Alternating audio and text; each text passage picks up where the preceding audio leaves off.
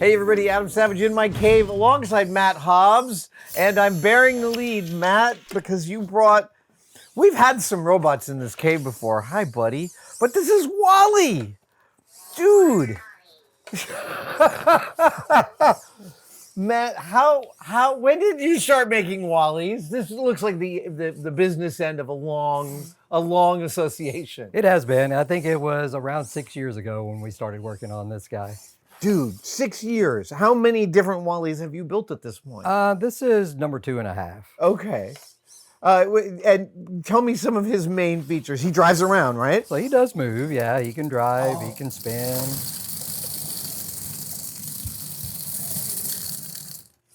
Do that again. That sound is something else.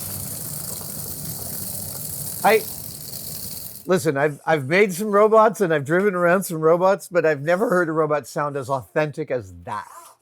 That sound. It's amazing, right? Dude, that's something else. It's the clicking of the tracks. That's what makes him come alive. Incredible. What?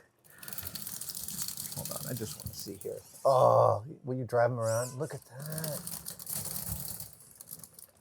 Oh, yeah. Wow. Okay, so there are Wally's builders groups, right? Right. How many people might be working on a fully realized animatronic Wally? Not real sure now. I mean, I know at least 5 or 6 that are fully built that are carrying them out to cons. And you've got the 2 original that were out there, and then we started these guys and just grew the club. As we began building this one and people saw another interest and reinvigorated these guys. Yeah. And then we brought a couple other people in that wanted to do design work. They started working on the outside aesthetics, started working on the drive systems, and then they started working on the inner mechanisms on the inside. So the club is you guys are all collaborating on sets of mechanisms to make them easier to produce, easier for non-mechanical people maybe to put some together. Right. Yeah, building the instruction manuals on how to do it from one of the first things we started with was the track system, and then we moved to the arms, and now they've got an instruction manual. We've released all the files to the club for the printing. Yeah. Okay, so we're going to show some shots here of the instruction manual, and I kind of want to for the audience to understand. There's something so loving to me about the depth of these instruction manuals, right? Because these aren't profit centers for anybody who's writing them. This is just the love of giving someone else a little leg up on something that you did. It's a love of the character. It's a love of wanting to see someone else generate something that can create a smile. So you go around, is this your antidepressant? Absolutely. This helped me through my day job for so many years on the things that I did in the past of coming home and be able to just solace into this guy and focus on him in the afternoons and just shut the world off. So it's like the same parts of your brain as the main job, but this is the relaxing part. Right. This becomes something that's tangible that I can show people. Amazing. Dude, it is so fully realized. Do you pinch yourself occasionally? I have to, and Tina has to remind me. It's like, you look at what you have and look at what you're doing and realize, that we're... Oh, can you show me what the arms do? Yeah. I want to, because everything about Wally is cantilevered out from tiny little joints. It is, and he can wave here, and he's got the little... Incredible. That's so much mechanical weight at the end of these linkages here. Yeah, and we use actuators for most of those. The 3 movements for raising his arms up and the neck use an actuator versus using a servo. What other functionalities does he have? So there is one thing that he does in the film and something that he takes care of. Oh! You got your own book nook in here. Oh, dude, that's beautiful. We found a small way of adding just a little bit more to help bring him alive. And we had a request we did a wedding with him, and they're like, well, can Wally have the boot? And we're like, I think so. So we did this, and now they reached in and got the boot out and had the ring inside, so it was amazing. Dude, that's incredible. Oh, I love it. Every bit of functionality must be like a new exciting... It's just a new thing. It's like, what, and it's, can we add it? Yeah. Well, sure. Yeah. We'll come up with a way. I'm curious about the painting. Do you guys use templates for the patterning on the painting? It looks incredibly exacting. What I did for these is, in the beginning, we worked with one of the other people, the companies that helped bring Wally to life. And they gave us these files that we could look at and get the actual texturing that they did on the original Wall-E. Amazing. So I took and projection map, did the initial painting, Yeah. and then I projection mapped those on top using a camera, and shot all of it that way, or like a projector. Oh, And incredible. then just hand lined everything in and got it exactly to what they had in the beginning. And then the textures are just, just grouted sand with Yeah, Elmer's yeah. glue underneath the paint. It looks great. It sells right up close. Thank you. It's amazing. And that's one of the things people will come up and they're like, he feels metal. Yeah, no, it feels genuinely what you, it sells in person exactly what you expect Wall-E to feel like. Although, just like R2-D2, people aren't ready for how large Wall-E is. No, they're like, is this the real size? And from what we've determined, this is what they can call the 100% size. And they had another one in the beginning that was larger. And we actually got to meet that one recently at Imagineering, and it's big. Wow. It's like this tall. Is it multiple sizes in the film? It is. It's crazy. in the film, Seth can talk to the stuff that he did in the film. He went frame by frame and was finding all these different things. Oh, look at that. So then we've got the actuator systems in here that work on chain mechanisms. We've got the actuator here for the neck. We've since moved this, and this one's for the body actually. So this does your body tilt forward and back, and then we've got an actuator up here that does the mechanism that raises and lowers the neck. It's hilarious because this box looks big, but there's no room. There's so much packed in there. Yeah, and I mean, one of the bigger things that takes up the room is the batteries. So we custom make those, just the lithium ions. Wow. So that we can get enough juice to run the track system for a while. And then this just hooks in with a magnet. Yeah, and then this just pops right back on. Get all the wiring in there. Dude. We'd originally created this to kind of come up. These come out so you can add the little lunch box on there if you wanted to, so you can pop this guy out and add in the other mechanisms to put the lunch box on the back. So just the little things that the builders have added along the way, and then being able to get in and work on the head, work on the arm mechanisms by removing the panels. They're magnet here and on the front as well. When you first started working on Wall-E, what was the progression? Did you work on fully aestheticizing out an outer shell, and then you worked out how to mechanize it? The first thing I did was I just wanted some piece of him, and I built the track system first. So I thought that's going to be the most complex. So you like to start with the hard part. And then we did that, and once we got that done, then other people saw some more interest on what we were doing and started helping with designing. The first one I built didn't do anything but raise his arm up. Right. And it would just raise his arm up and do a little hand wave. And then David started getting a hold of all the designs and mechanisms, and we started looking at all the other places we could add movement and try to recreate the character. I can only imagine that there were some tests with the neck where it all looked like it was going great, and then the neck just snapped. It was. Okay, good. The first one we started was completely welded. It didn't do anything. And I was sitting at home one night, and I was working with Michael Badley on a thing, and he had a design for a robot that lifted up and down. And then I was like looking at, I had Wally's neck there, and I'm like, David, this will work. This is the same This thing. is the mechanism. This is what we need. So then we sat down that night and designed the mechanism for the neck, and then found that, and then we worked the head up after that. I'm also curious about the eyes. Do the eyes have internal move? Oh, they do. They do. They move. Mm-hmm. Oh. This is the part I'm thinking a lot about, because the movement of the eyes, and also in some of the animations, am I right? I feel like I see little tiny lights This little in light the eyes. in there, and I think that's something they added in to capture that little bit of glint. Yeah. And if you look at the emotion they're trying to portray with Wall-E, they had to add those little things to capture it. I kind of really want to try getting that in there. That's digging in, and that's what, it's like finding that, and that's what builders do. It's like, now we want to find, we didn't have the rotation. I'm like, we got to have that. Yeah. So Seth come up with a mechanism to do that. We needed the lifting eyebrows, and we needed to be able to, get those, so that he becomes interactive. I love this, right? Because each one of these challenges is weeks of work and R&D and running simulations and all that stuff, and it's all to get a smile out of a kid, Right? in some other city or big kids. It's us, right? Look at us grinning from ear to ear. Does this an actual screen? It is, yeah. So we've got the display system. I don't know if it'll restart. Yeah, there it goes. Oh, So that's got an LCD screen, and behind it that we put vinyl on the back of the front piece Oh. here, so it eliminates all of the black or the white light that you would normally Gotcha. see on a screen. So that's how we get the interactive oh, that's look really and cool. covering that up.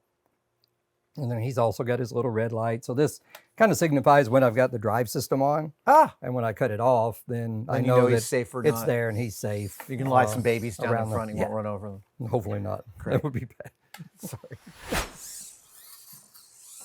Matt, wow. So this isn't a Wally in progress. This is your demo. Look away. Look away.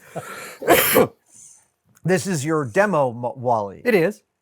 Yeah, we use it at cons to show people how the inside works. We started using it as a develop platform so that we could add different things to it quickly, do some different designs on the mechanisms, and then it just progressed to being a con. So leaving it uncloud allows you and your other co-engineers to sort of figure out where space is, how to allocate it, and where to put stuff. What we can do next. We do most of it in CAD, but it's like until you ever really get it onto the model, you never know, what we're going to have. Dude. And am I right that these aluminum parts are all Send Cut Send? They are. That's phenomenal. We did. And you've got a full 360 here. Yeah. Oh, it's a commutator. Sorry, it. I love a slip ring. So where is this at within the cosmology of Wally technology? Is this currently the sort of like the pinnacle of his head and neck technology? I think it is the pinnacle of being able to get his eyes as smooth as we have with the control that we've got, and then also the neck mechanisms. We have updated the neck to be, we've done away with the chain to eliminate the slop there. Because over time we would have to get in and try to tighten these turnbuckles. It's almost impossible. You were saying off camera you replaced that with a couple of linkages. We did so those much with less linkages, slop. and now we can take these sides off. We can tighten those linkages up, and you pretty much never lose that unless you start losing the bearings in the end of the linkages. One of the things I think other folks don't realize, civilians, is the economy of scale that's occurred in the past 25 years from both FIRST Robotics and from BattleBots. Right. Both of those markets have serviced an incredible economy of scale for high-powered servos, high-powered continuous servos. And like I'm looking at servos controlling stuff here that it literally could not have done 20 years ago. Correct. And I know the technology has increased greatly too. Now we're using we're used to use the Actobotics and all of those sort, and we've moved to reef servos now, which a lot of the industry use, and they're actually used in aircraft mechanics and stuff now. Really? So these are or million cycle servos versus going into your 1,000 cycle servos. But it doesn't, you don't have to use those, but it's just, it created so much more for the builders. And now, talk to me about the control system. This is your custom control system. It is. It's the Kyber Control System along with the Free Sky controllers that we can do all the mixing and everything in there. But the Kyber was kind of driven by Wally because we wanted something that could trigger sounds, something that could trigger motions, and use like the Maestro servo controllers. So we slowly progressed into the Kyber with Stefan and myself, and then it grew in such a community that people were after what they wanted it. Yeah. I'm like, okay, yeah, we can produce this for the consumer. So we went down that route. So what we have here at its most base is a transmitter that is transmitting a signal to a receiver, and that receiver is sending that signal out to the servo motors to create the actions. And Kyber sits in the middle of that equation. Sits in the middle radio. between the receiver and the Kyber. So that and then all of the Maestro, and then it goes to all the servos. So the signal comes in from the radio to Kyber, and then Kyber tells everything else what to do. What to do on top of that. And within Kyber, you can isolate an individual motor. You can isolate down to the motion profile on that particular motor.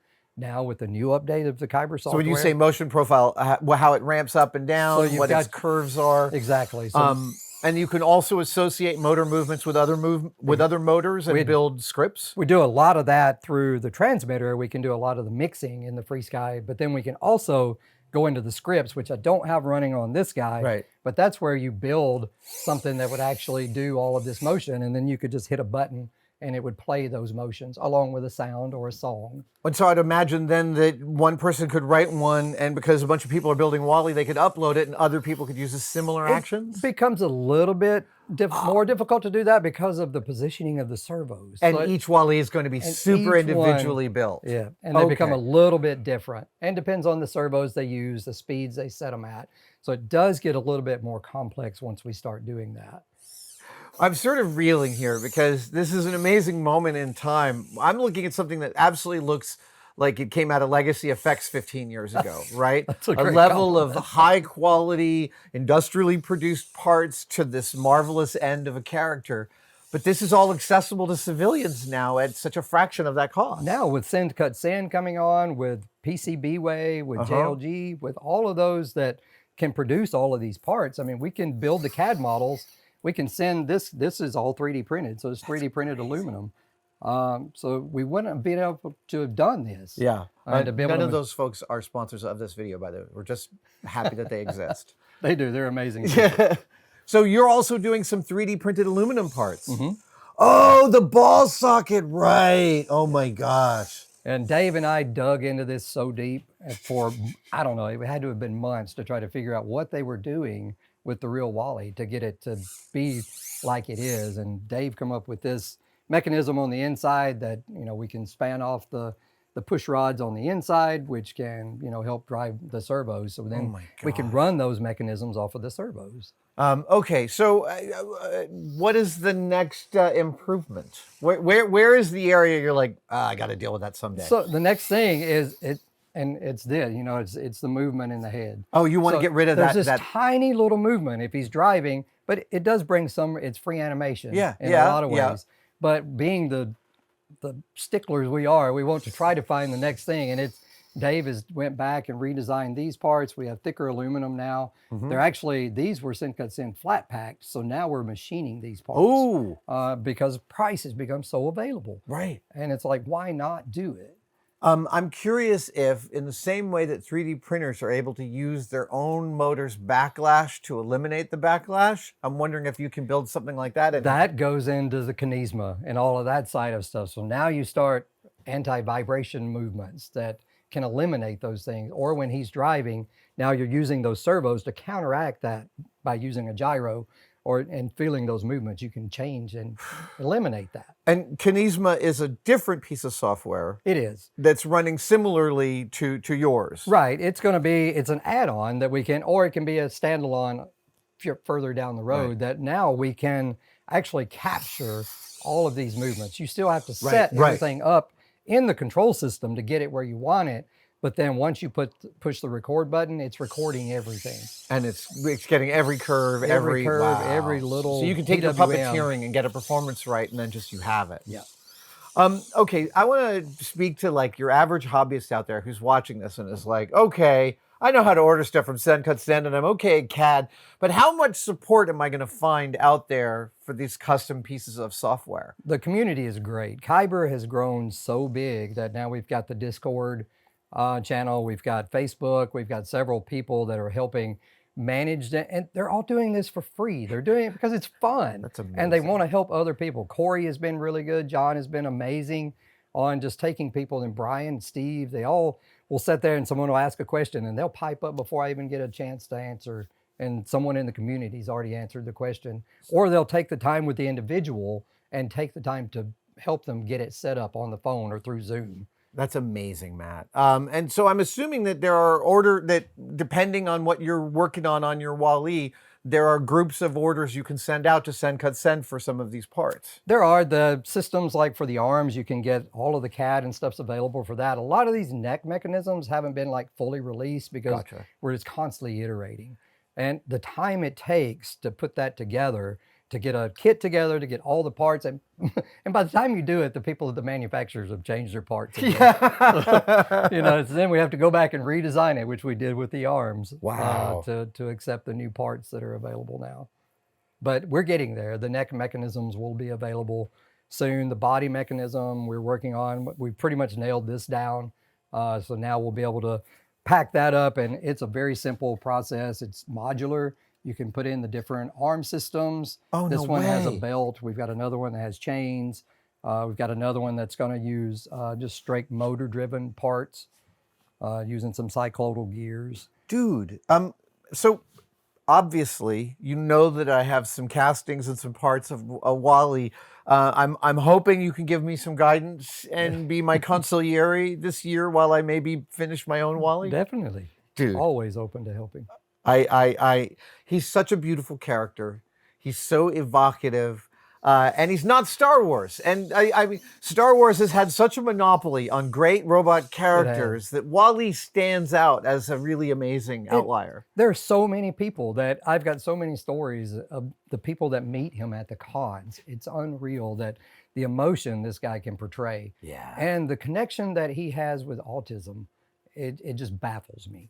Some of the story, and I'll cry if I start talking about him, so I'll keep those to another story. Yeah. But it's amazing to what he can convey because he's speechless, 95% of the movie probably, and says a few things. And as he goes along, he learns a little bit more emotion through Eve. And it's just crazy. The backstory I would love to, where did he get it? Right. Where did he pick it up? Was it from the films? Was it what he watched? You know, it's like, why? Why did he do what he did? Dude, your connection to this character is so palpable. And what you guys are doing in making... Really, what you're doing is you've got a club that just allows more Wallies to be brought into the world. And that's the whole reason for the club. That's why R2 Club was there. It's like, we can't generate these smiles by ourselves. Yeah. We can be at one spot. But if we have 50 of them out there, it's no longer competition. It's creating more smiles. How many Wallies have you seen in one location at one time? I think I've seen four at the most at once. There's not many opportunities for many more to get together. Right. Now, when we've been at Pixar I know we had 3 there. They must have loved seeing him at Pixar. Andrew Stanton lost it when he come around the corner and he's like, oh my God. Amazing. And Jay Schuster was there, so we got to talk with Jay and learn all of the stuff. And that guy has a wealth of knowledge on the design of what he did to bring this character to life. And talking about somebody that brings emotion to the table, Jay it's amazing. You know, and that's one thing I think that people don't realize watching this when they see us sort of nutso hobbyists executing at this level, that like there's a level of connection you have with the team that worked on the Wall-E film and spent all their time for those 5 years on every nut and bolt, that you guys both understand a similar level of specificity on this thing. Yeah, and they appreciate bringing stuff like it's just seeing it alive was... When Andrew come around the corner, it was just like, it's real. And this is what I wanted to see. It's so inspiring, dude. I really appreciate you bringing this guy by. And this is just like blowing my mind wide open and getting me so excited. Dude, so we'll include a link to we'll include all the necessary links for people to find you, the software, the Discord, the clubs. I can't thank you enough, both for bringing this here, but also the overall effort. The world needs more of this kind of joy. We need more happiness. Dude, thank you. Thank you.